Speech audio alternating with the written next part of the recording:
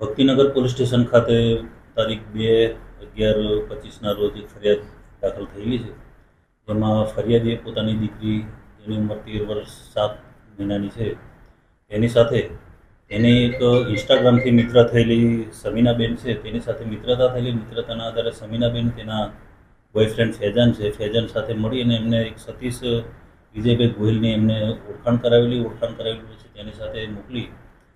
જેથી આ સતીશ જે છે એને અટલ સરોવર પાસે લઈ ગયો અને તેની સાથે કંઈક દુષ્કર્મ આચરેલું.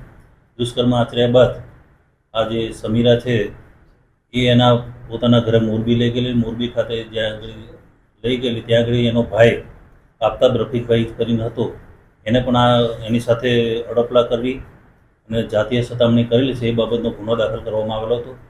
એ બાબતની તપાસ કરતા ભક્તિનગર પોલીસ અને પીઆઈ જાતે તપાસ કરતા હોય તેમના સ્ટાફ દ્વારા આરોપીઓને તાત્કાલિક ધરપકડ કરવામાં આવેલી છે અને ચાર આરોપીની ધરપકડ કરી હાલ કાયદેસરની કાર્યવાહી કરેલી છે. હાલ તપાસમાં ફરિયાદ દાખલ થયા મુજબ 22 તારીખથી બનાવની શરૂઆત થઈ હતી. 22/10/25થી શરૂઆત થઈ અને 1 તારીખ સુધી આ બનાવને અંજામ આપેલો છે અને 2 તારીખના રોજ ફરિયાદ દાખલ કરીને આજરોજ એમની ધરપકડ